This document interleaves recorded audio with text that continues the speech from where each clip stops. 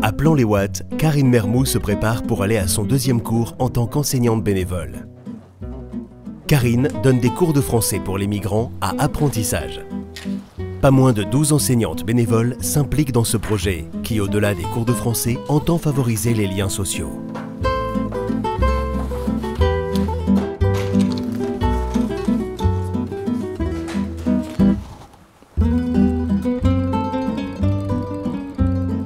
En Suisse, une personne sur 5 se consacre à au moins une activité bénévole au sein d'une organisation à but non lucratif. Les associations sont de grands organisateurs dans une société et des importants médiateurs entre les formes moins organisées et l'État, un pilier fondamental pour la démocratie. Agir ensemble, comment le bénévolat et la vie associative peuvent changer la vie.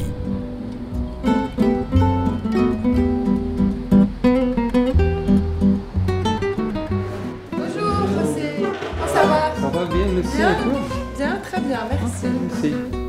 La fraise, mais quand il y a un pluriel, les fraises. Ça, c'est le pluriel. Les. Chaque fois qu'il y a un pluriel, tous les mots, presque tous les mots en français, c'est les. J'ai aussi envie que pour eux, le français, ça soit aussi une langue qui soit amusante, que ça soit une langue qui leur permette de parler d'eux, que ça soit pas la langue horrible qu'on comprend pas, on doit remplir des formulaires, et puis j'ai vraiment envie qu'ils puissent l'aimer. Est-ce que tu aimes? Vous faites pas du tout est-ce que tu aimes, mais au moins, Ali, tu parles. C'est bien.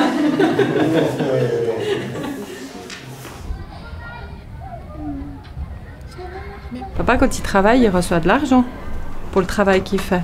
Moi, je reçois pas d'argent. Je le fais comme ça, pour le plaisir. C'est gratuit. Et vous les faites quand même si vous ne recevez pas de salaire? Les cours, le bénévolat, oui. Ouais. Ça vaut la peine de les faire tout de même? Oui, ça vaut la peine. Ça vaut la peine. Il y a quoi, ça vaut la peine? Ça vaut la peine parce que c'est une belle aventure. Ça fait du bien de pouvoir donner quelque chose une fois dans sa vie sans recevoir. Et encore, sans recevoir, c'est pas très juste parce qu'on reçoit beaucoup. Je trouve que c'est vraiment très très riche. J'imaginais que ce serait super sympa parce que je connaissais pas du tout, je pouvais que imaginer. Et en fait, là, j'ai donné que 2 cours, mais je me rends compte déjà de la richesse. Les gens sont super, ils ont envie d'apprendre, c'est des gens qui ont envie de s'intégrer. Allez, Calvin, pour la 3e fois, debout. Je veux pas me lever, je veux pas aller à l'école. J'ai vu une annonce dans l'ouverture, c'est le journal de Plan-les-Ouates, où ils cherchaient des bénévoles pour faire l'accueil enfant. Donc la partie où les personnes gardent les enfants pendant que les parents sont au cours de français. Donc j'ai appelé, j'ai dit que j'avais des disponibilités et en discutant avec la responsable du projet, j'ai expliqué que j'aimais beaucoup le français, etc. Puis de fil en aiguille, vu qu'ils avaient besoin aussi d'enseignants, elle m'a dit « mais est-ce que ce serait pas bien que tu sois plutôt enseignante ?» Et vu que ça m'intéressait beaucoup, j'ai dit oui. Je dois avouer que ces 10 premières heures n'ont pas été terribles. Le tout premier cours, je suis sortie déprimée, stressée, en me disant que j'y arriverais jamais, que j'avais été nulle, et voilà, c'était le sentiment. Mais après, j'ai réfléchi pourquoi je me sentais comme ça, et je me suis rendu compte que je m'étais mal préparée, que j'avais pris... Je m'étais dit, je vais donner des cours de français, puis allez, youpla boum, on y va. Et je me suis rendu compte qu'il fallait mieux que je me prépare, donc là, je me suis bien préparée pour le 2e cours. Et puis, je me suis sentie beaucoup plus à l'aise. J'ai eu l'impression que les élèves étaient aussi beaucoup plus à l'aise. Et ça, c'était chouette. Moi, j'ai envie qu'ils aient envie de venir. Déjà, ça, pour moi, ce sera beaucoup. Ce sera gagné. S'ils viennent tous, tout le temps, ce sera top. Là, ils vont apprendre. Un défi à relever. Yes. En français. À partir de maintenant, le monde va savoir exactement ce que je pense de lui. Et toi, tu penses quoi du monde? Le monde est beau. Le monde est magnifique. José Luis Vega, élève de la classe de Karine, est arrivé en Suisse il y a une année depuis le Mexique. N'ayant pas des moyens financiers pour payer une école privée, José Luis apprend le français à Apprentissage qui offre les cours gratuits grâce à l'engagement de ses bénévoles. Así como hablo el español, quiero hablar el francés, porque mi deseo es poder llegar a ser aquí guía de turistas. El francés es lo que me va a llevar a lograr ese objetivo que quiero hacer. ¿Te sorprende que las profesoras hagan ese trabajo gratuitamente? Sí, definitivamente. Este es un país que tiene muchas oportunidades y ellas lo toman, no importando qué, quién, dónde, cómo. Ellos es como un reto y eso también me alentó a mí a seguir adelante. Si a mí me pidieran apoyo, yo no lo dudo, definitivamente.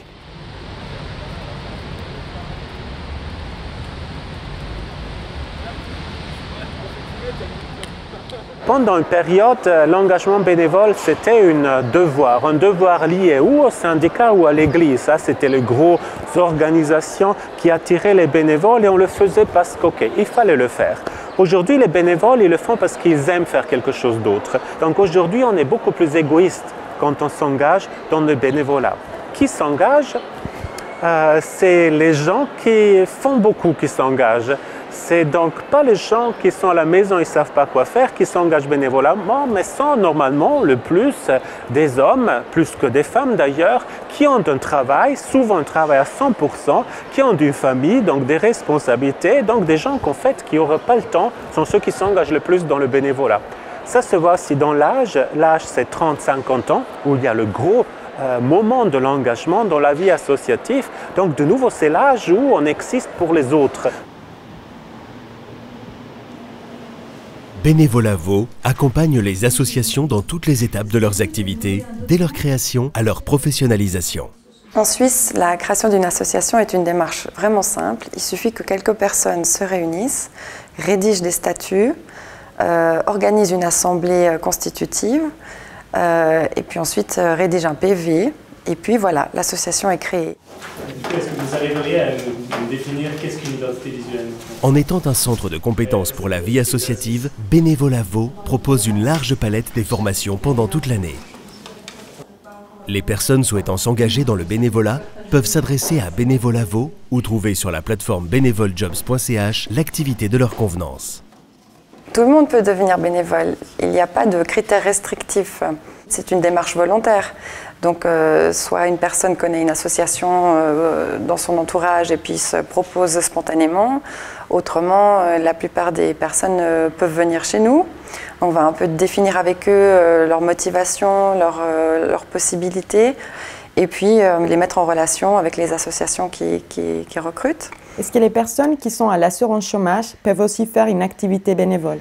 Depuis le 1er janvier de cette année, l'article 15 de la loi sur le chômage a été modifié afin d'assouplir les conditions pour l'exercice de l'activité bénévole. Donc dans les faits, en dessous d'une activité en dessous de 20%, il n'y a pas besoin d'informer l'ORP. Au-delà, il faut obtenir l'autorisation de son ou sa conseillère, mais c'est totalement autorisé et même encouragé. En 2005, un groupe d'amis avec des parcours professionnels très divers se sont réunis pour créer l'association Métis Arte. Jusqu'à maintenant, de nombreux projets sociaux artistiques sont mis en marche grâce au soutien de ses collaborateurs, ses membres et ses bénévoles. Un pont entre l'art et le social.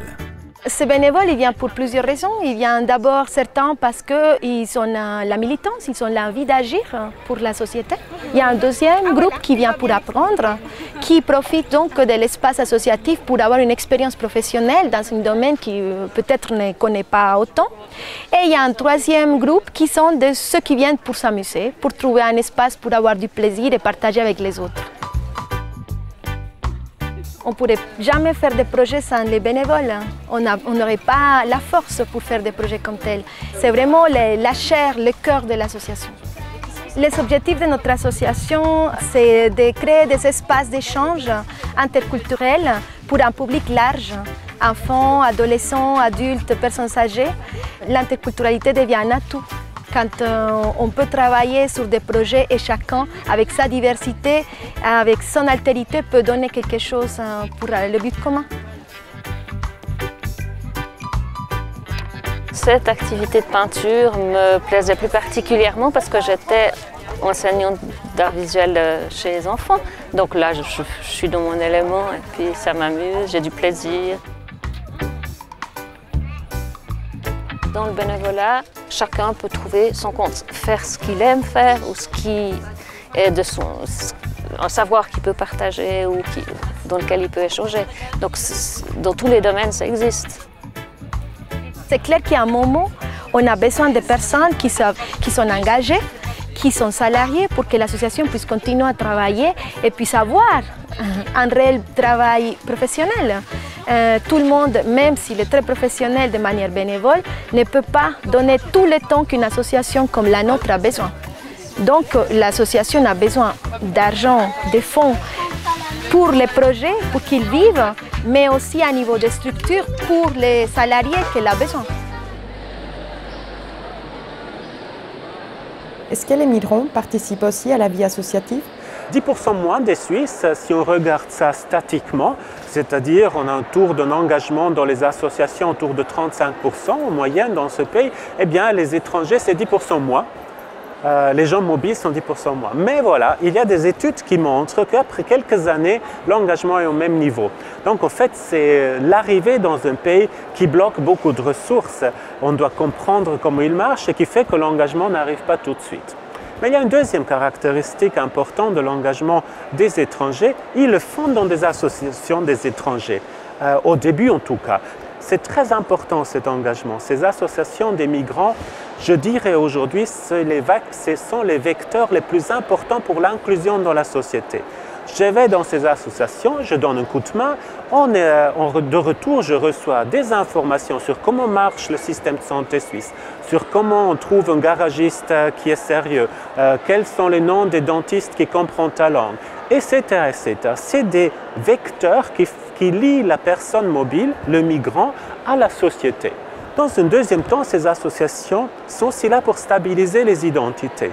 On le sait bien, la Suisse est un pays où il y a un très important nombre de gens qui sont xénophobes. On le sent tous les jours, c'est difficile de vivre dans ce pays, on se méfie aussi dans ce pays des autres. Donc les associations des migrants sont des espèces de îles dans lesquelles on peut se reposer, on est entre des gens avec lesquels on parle la même langue, on n'a pas besoin trop de justifier pourquoi on est là. C'est une situation donc d'une certaine manière qui permet de se ressourcer, de sortir avec plus d'énergie. Donc de nouveau très important pour la société suisse d'avoir ces associations qui stabilisent les identités des personnes, qu'après leur permet de travailler bien, de respecter ce qu'il y a autour, d'avoir une identité qui peut en fait s'imposer comme une identité à respecter. On apprend dans les associations vivre ensemble, suivre des règles, participer, c'est des structures démocratiques, donc très important. Ce que l'État ne doit pas faire est de diriger les associations, de dire aux associations ce qu'ils doivent faire, de donner des subsides mais les relier à une complète veste qui les fait qu'ils ne peuvent plus faire ce qu'ils veulent, qu'ils deviennent une espèce de bras prolongé de l'État. C'est là la mort des associations. Donc faire le moins possible, c'est peut-être le mieux que l'État peut faire.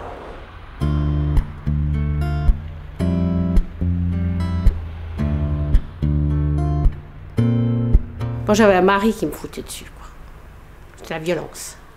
Surtout ça, la violence.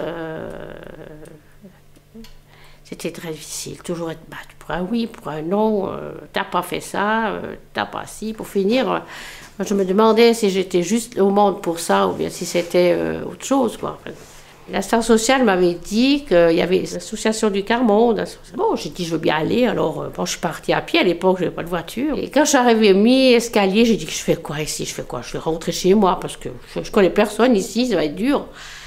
En fin de compte, je regarde derrière, j'ai tout ce chemin que tu as fait, il me reste plus que la porte, donc ça fait 2 mètres, puis tu as la porte, alors tu rentres, quoi. Et quand je suis rentrée là-dedans, j'étais très bien accueillie. Vraiment, c'était beau. L'émotion. Ce qui était difficile, c'est... Ah, mais Arlette, tu peux raconter ton histoire, tu peux parler, alors ça c'était dur. On n'avait pas été habitué à parler comme ça. Puis j'ai raconté mon histoire, puis voilà, c'est parti comme ça, et puis après c'était devenu une amitié, une famille, comme tu dis, une famille. C'est une association qui réunit des personnes du quart-monde, des personnes qui vivent la pauvreté, qui vivent un cumul de précarité, que ce soit une précarité économique, une précarité familiale, une précarité sociale, du logement, de la formation, de l'emploi, de la santé, de l'exclusion. Contrairement à ce qu'on peut penser, la majorité de ces personnes sont des personnes suisses, et on ne les voit pas beaucoup dans notre société parce qu'on a tendance, dans un pays riche, à mettre de côté la pauvreté, à ne pas la regarder.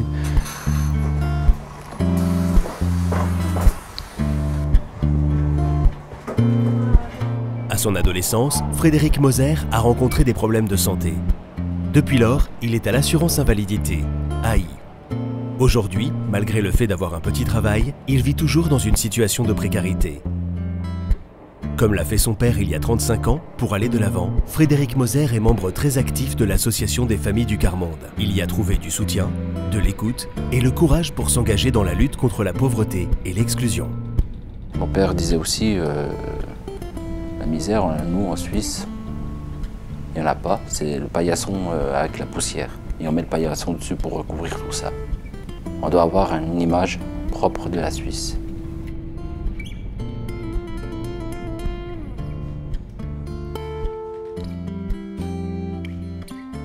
Mais là, c'est la période où je commençais vraiment à me remettre en train, quoi. C'est excellent, ça, ils ont fait des... Ah, c'était pour le regard, justement, pour un 17 octobre. Hé Fredo, moi je t'ai connu, t'étais dans le ventre de maman, elle venait à la route de Lausanne au CRA. Bah oui, au tout début du quart-monde. Dans la poussette. Voilà, tu vois, quand je dis que je suis né dedans, j'étais déjà dans la marmite. 6 ans derrière. T'es là, toi? Non, je suis là. Je commençais déjà à essayer de me faire les timidement avec le peu de barbe qui poussait. Hein. 17-18 ans, tu vois, je commençais déjà... moi j'ai vu que t'étais là.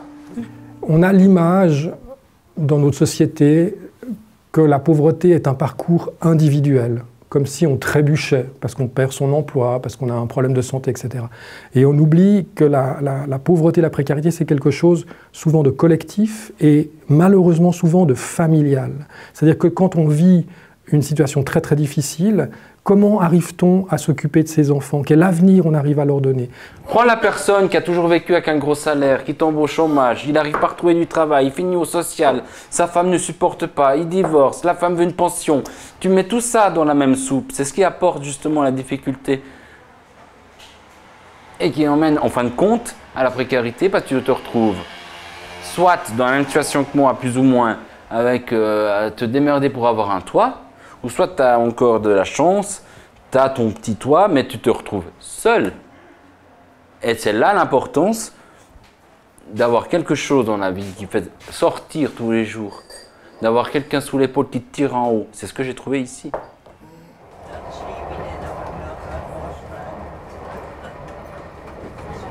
Moi, plus petit, je me suis toujours dit je vais être assistant social. Les études n'ont jamais suivi, mais j'ai fait du bénévolat. Et au travers mon parcours à l'association, c'est un peu de l'assistance sociale. Je suis contre l'exclusion, je suis contre la pauvreté. Je lutte parce que ça me touche qui en aille, ça me touche de le vivre et ça ne me touchera pas du tout si ça disparaît. Voilà. Les familles du quart-monde veulent se faire entendre. L'association a donc fait appel à la Fondation Compétences Bénévoles pour se faire aider dans la réalisation des nouveaux outils de communication. Cette fondation offre un réseau des bénévoles professionnels aux organisations à but non lucratif pour les accompagner dans la mise en place des projets ponctuels. Au départ, il faut un besoin réel d'une organisation à but non lucratif, d'être aidé dans la mise en place d'un projet. Donc la mission, c'est offrir aux collaborateurs, salariés et bénévoles de ces organisations à but non lucratif la possibilité d'avoir accès à un réseau de bénévoles, de professionnels expérimentés qui vont pouvoir leur transmettre un savoir-faire, des outils méthodologiques pour les aider dans la mise en place de projets. Les bénévoles, c'est des personnes qui ont développé leurs compétences et acquis leurs compétences majoritairement dans le secteur, dans des entreprises privées, des compétences qu'aujourd'hui ils transmettent au secteur non lucratif par l'intermédiaire d'une mission que nous leur proposons. C'est aussi un nouveau moyen de s'engager bénévolement. Il n'y a pas un engagement régulier auprès d'une organisation. On est mis en lien avec une structure le temps d'une mission et ensuite on revient au sein du réseau de la Fondation Compétences Bénévoles. C'est une ressource bénévole qui est gratuite pour la structure qui bénéficie d'un accompagnement de compétences bénévoles. Par contre, c'est vrai qu'elle doit pouvoir s'engager, elle doit pouvoir fournir du temps pour que le projet et le processus se mettent en place et fournissent des résultats concrets. Céline Ertem, spécialiste en communication et bénévole, et Emmanuelle Sirochenk, fondatrice de Compétences Bénévoles, arrivent à l'association pour faire le bilan de leur collaboration. Et salut. Hello, comment on va? Ça va et toi? Mais oui, bienvenue. Merci. Bonjour Céline. Ça va? Ça va, ouais. Ça va bien, et toi? Ouais, ça va bien, merci. Bonjour Arlette. Oh, Emmanuel. Ça va et toi? Bien, merci. Bien habillée et chic alors. Donc l'idée c'était d'avoir un petit peu votre point de vue sur comment s'était passée la collaboration. Nous on s'est arrêté, vous étiez à la fin de la mise en place, mais vous alliez passer à la phase de réalisation avec l'aide de graphistes. Et puis qu'est-ce qui a pu être produit du coup dans cette phase de réalisation à laquelle on n'a pas participé? Ça aboutit à une plaquette qui présente l'association. Ça aboutit à la refonte du site internet. Et ça aboutit surtout à la refonte de notre logo, ce qui n'est pas rien, parce que l'association elle a 35 ans. Elle avait un logo qui était important pour les gens de l'association, parce qu'il représentait une certaine histoire, il représentait des choses, des valeurs aussi. Et il fallait trouver quelque chose qui soit à la fois moderne, qui parle aux gens de maintenant, et à la fois dans lesquels les personnes actuelles se retrouvent et se disent c'est encore nous. Et voilà. Et on a trouvé grâce à ce travail-là. Et je pense que sans le travail qu'on a fait avec Céline, on n'aurait pas réussi. Ça me faisait peur au début parce que je me demandais si je serais capable de pouvoir distiller des infos, des compétences. Donc ça, c'était aussi très enrichissant pour moi à la fin des quelques mois. Savoir que j'étais capable d'aider une association, aider des gens à comprendre mon métier et à leur donner des outils qu'ils puissent utiliser du moment où moi je ne serai plus là. Eh bien là, j'ai appris beaucoup de choses, très très de choses. Il y avait une phrase que Céline avait dit, tout dire et rien dire, enfin tout faire et rien faire. Je trouvais que c'était vraiment sympathique. Et avec ça, grâce à ça maintenant, quand j'écris un texte, je pense à toi parce que tu m'as appris, enfin, j'ai appris avec toi comment gérer un texte. Au niveau personnel, ça m'a beaucoup enrichi parce que j'ai rencontré des personnes que je n'aurais jamais rencontrées dans ma vie professionnelle ou même personnelle. Donc j'ai rencontré un autre milieu et c'était très intéressant. Et je pense par le fait de rencontrer des personnes avec qui on avait aussi des atomes crochus, ça a aidé beaucoup et on est devenus très proches à la fin des quelques mois de collaboration. La plus belle richesse que je puisse voir, c'est pas l'argent, c'est ce que les gens apportent. La personne qui dit quelque chose, qu'elle parle de son pays, qu'elle parle de sa vie, il y a tellement de choses à dire. Et bien ça, pour moi, c'est des richesses. C'est pas l'argent. Bon, il faut l'argent pour vivre, ok, mais c'est pas une richesse, c'est une matière. Donc la richesse, c'est l'état d'esprit des gens. Qu'elle crie, qu'elle pleure, qu'elle s'énerve, qu'elle ci, qu'elle ça. On dit, ah, elle s'énerve. Ben, il faut laisser sortir toutes ces choses, ces sentiments.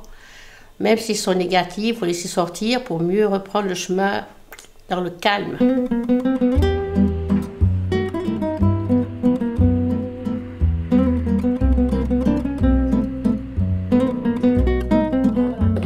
retour à Plan-les-Ouates, nous avons rencontré les bénévoles de l'espace accueil enfants d'apprentissage. Elles s'occupent des enfants pendant que leurs parents suivent les cours de français. Un réel geste de solidarité.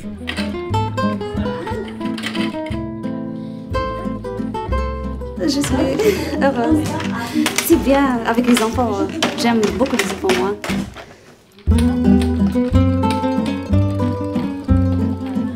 C'est enrichissant parce que je vois plusieurs cultures. Et en plus, j'ai les enfants qui m'apportent beaucoup. Donc voilà. Tu fais la coquille. Oui. Non, pas lui ça. Ah si, mais il n'y a pas d'eau dedans. J'ai voulu me rendre utile et je trouve que c'est un projet super intéressant qui donne des opportunités superbes. Donc si je peux faire partie de ça, je suis contente. Ça me remplit la journée, ça me donne de l'énergie, c'est que du bonheur.